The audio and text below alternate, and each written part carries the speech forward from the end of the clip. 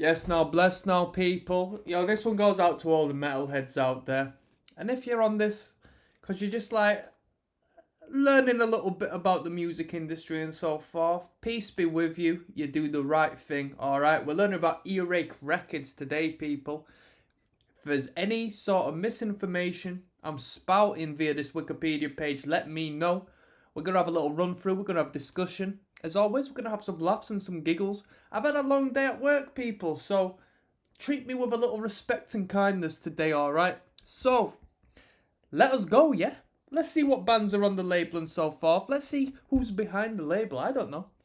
EARACHE Records is a British indie record label, music publisher, and I'll tell you what, I'm going to learn a bit about the industry as well, because I want to know what classifies these labels as independent, because there must be some sort of major connection for them to be so well established and solidified, right? So, EARACHE Records is a British indie record label, music publisher and management company founded by Digby Pearson in 85. I wonder if he's still behind it. Who's Digby then? Straight away we're finding some bits and bobs. Shout out to my man Dig. Digby Pearson, born in 62, also known as Dig, is an English musician, producer and businessman. He's the founder of independent record labels EARACHE Records. So he's 60 to 61 years old now. Biography: born and raised in Nottingham, British. He was introduced to extreme music whilst playing in local bands, one of which being DIY punk band Scum Dribblers, who never released any records or accepted payment for playing shows. In the mid-80s, well, I wonder if he's accepting a couple of quid nowadays. In the mid-80s, he founded EARACHE and gradually began releasing records. He says the first year of business, 86, was spent doing very little. He claims he initially set up the label as a way to continue to claim social security benefits without having to go to the unemployment office every 2 weeks. Saying, I didn't fancy that. Yeah, punk's not dead. My man Digby Pearson, come on now. He started releasing flexi discs. What are flexi discs? CDs? It's a phonograph record made of thin, flexible vinyl sheet with a moulded in spiral stylus groove and is designed to be playable on normal phonograph turntables. We need to clue ourselves up on that side of things. I'd never collected records, people.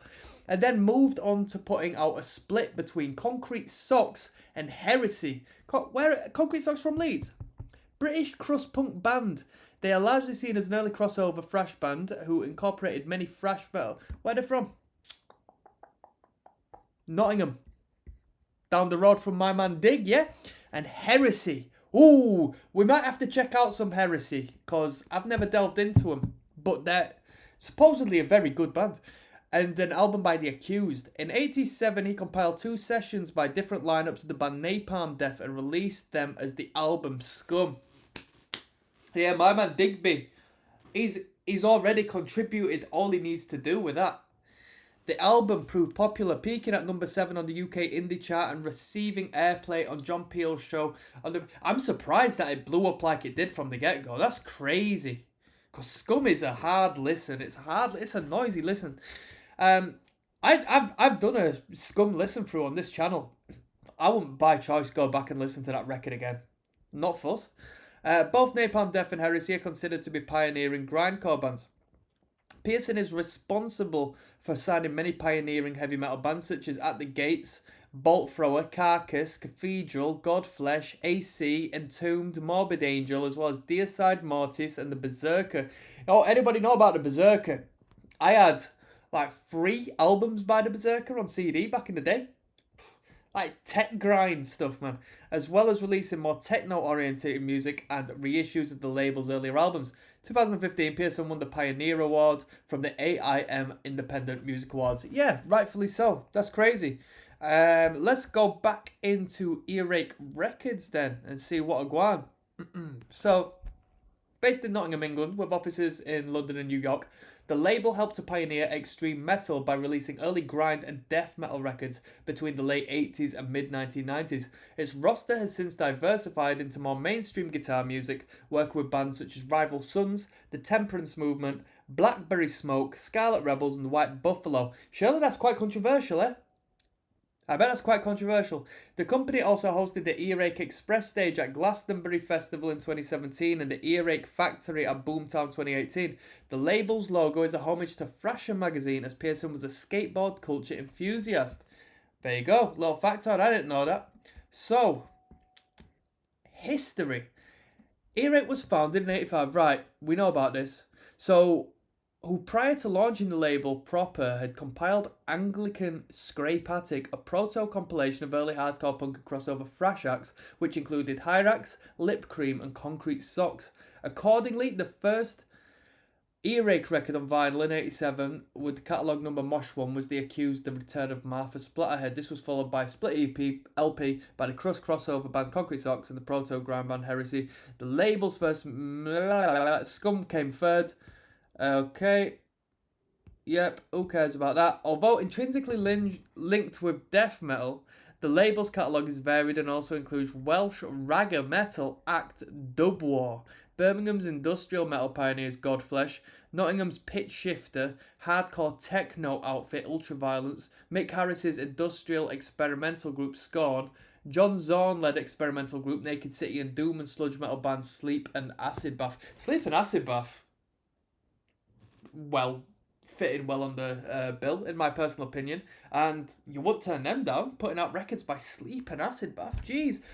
I don't even know much about Acid Bath. I put on the start of like that well-known Acid Bath record with the clown on front, the serial killer clown, and I thought it was rubbish, to be honest with you. Everyone gasses it, man.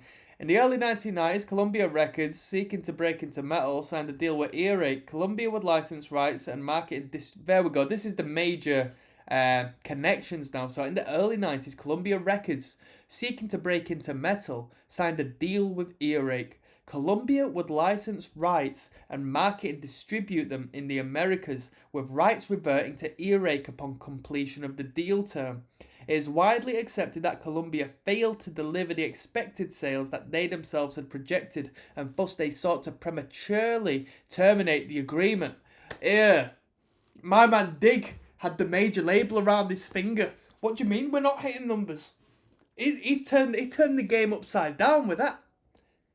Barney Greenway of Napalm Death objected to the deal with Columbia, a subsidiary of Sony Music, on the basis that it was selling out. Barney wasn't happy, mate. He wasn't happy. Big Barney. Although Napalm Death has since released music also distributed by Columbia parent Sony Music. That was a representative of Sony there typing that bit up. Mugging him off there. The rights to all Columbia licensed titles have since reverted to EARACHE, who thereafter has been wholly independent, working with distributors as opposed to licensees. So these independent labels tend to have a major arm distribution deal. The label has a number of subsidiary labels, including Wicked World Records, Elitist Records, Subbase Records, and the short-lived Necrosis Records. I think I had an album off of Necrosis Records, but I can't remember what it was. Modern era. As with many labels, EARACHE has transitioned over time from its initial extreme output and now focuses primarily on modern, accomplished guitar projects. Rival Sons were the most notable of the modern crop of artists before signing with Atlantic Records in 2018. Newer signings include Australia's Massive, Nottingham's Haggard Cat, and Lancaster's Massive Wagons. More recent grindcore and death metal signings include Wormrot and Deicide. Wormrot, a wild band. And of course, you know what I mean, recently signed Deicide, what the hell? EARACHE also signed the first indie label direct deal with iTunes shortly after the service launched. EARACHE currently holds 2 Guinness World Records. The first is that of the world's shortest song, which will be Scum, right? Currently held by Napalm Death, You Suffer. Yeah, you know I made a mistake, people. Come on, you know I know about You Suffer. Come on. At 1.3 seconds long. So, let's be real, yeah? Who's to say what's the world's shortest song? Because you know about 500 million people have done the world's shortest song at this point. Oh, we need to do a shorter song than You Suffer. The second record is the world's shortest full music video, a record held by Brutal Truth with their track Collateral Damage. I wonder how long that is. It doesn't tell us the length of that. 2015, Digby Pearson received the Association of Indie Music Pioneer Award. In 2018, tech sitcom Silicon Valley featured Yusufa repeatedly on one episode. In response, the label created a Twitter bot at Napalm Deathbot, which sends an hourly tweet with the price of Bitcoin. They also inserted Yusufa into the blockchain, a first for a label. I don't get that stuff. I don't get it. In August 2018, EARACHE signed trap rap metal artist, trap rap artist, no metal there, Ali Reza 301. Ali Reza is a metal-influenced rapper from Maryland who performs a style of trap rap which parts heavily incorporates guitars. That's one for the metalheads, right? Yeah. I'm bullshit. EARACHE's newer rock signings have achieved top 15 positions in the UK charts, including the number 6 album with the Temperance Movement's A Deeper Cut. I've never heard of that. Number 8 album with Blackberry Smoke Finds a Light, never heard of that. A number 9 album with Massive Wagons House Nord, never heard of that. 13 album with Rival Sons Holbert, never heard of that. And a 14th album with Those Damn Crows, Point of No Return, never heard of that. Never heard of any of these rock bands that EARACHE are putting out. I'm out of touch, people. Too soft for me, come on now. To begin the new decade, EARACHE announced a compilation record entitled A New Wave of Rock and Roll featuring a new host of acts. Bruh, EARACHE of... this guy's 60 odd now. My man Dig just thinks, I've had enough of this noise. I want to hear some riffs. I want to hear some lovely melodies. I want to break the mainstream, people. I want to leave. I want some generational wealth. In 2017, I wonder how rich this guy is, to be fair with you. In 2017, EARACHE were invited to host the first ever stage for heavy music at Glastonbury. The EARACHE Express was a recycled London underground tube carriage located in the Shangri-La area of the site. That's mad, that. The stage featured performances from Napalm Death, The Dead Kennedys, HO9909, Hacktivist. Hacktivist is like some gent in it, that. Glenn Matlock of the Sex Pistols, Steve Ignorant of Crass and Wormrot, amongst others. Having been well received by Glastonbury, Boomtown, who are affiliated with Glastonbury, invited EARACHE to create a stage at their 2018 event, which took place in Winchester. The stage, named the EARACHE Factory, was designed around the concept of a disused factory within a rundown. Featured artists such as Soulfly, Dead Kennedys, and Enter Shikaris. Yeah, simmered it down a little bit for Boomtown, eh? Not to mention a headline set by British upstarts Idols.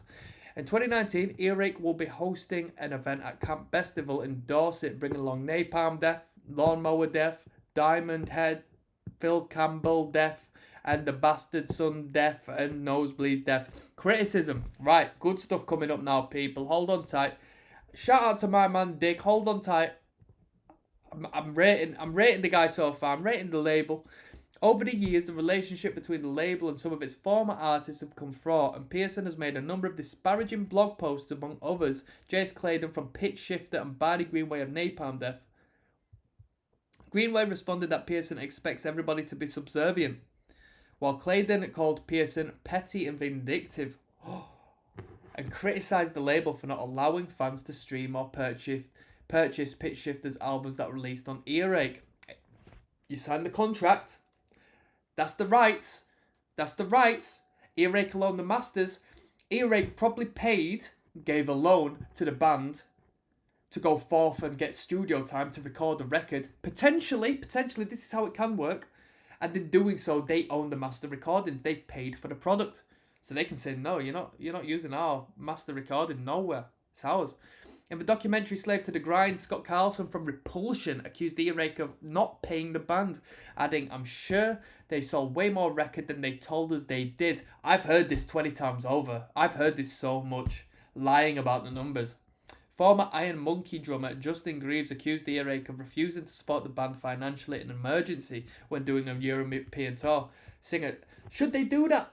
Singer Johnny Merrill fell sick and needed to return to the UK, which the band couldn't afford to cover. My question is, should the label be responsible of financially aiding the band when shit goes wrong? Oh, we've had our van broken into. We need to get our gear replaced. Should the band label care about that? Should they do that? So let's have a look at the notable artists. Man, I don't think we'll take too long looking through this, but Anal Nafrak, if that's how you pronounce it, Annihilator, At the Gates, AC, and Hell followed with Berserker. The Boy Will Drown. Here, people, if you like tech death, this was a band from Leeds. This was a band from Leeds. I used to buy CDs at HMV from the guitarist of The Boy Will Drown. They would have been very big if they continued doing what they were doing. You need to check that band out. They were young, and if you like tech, they were incredibly talented. At least the guitarist, from what I remember. Jeez Louise. So yeah, we won't look at no more. Let's have a look at the list of record labels and see where we can go from here. I'm going to sign out, people. I'll see you on the flip side. Peace out.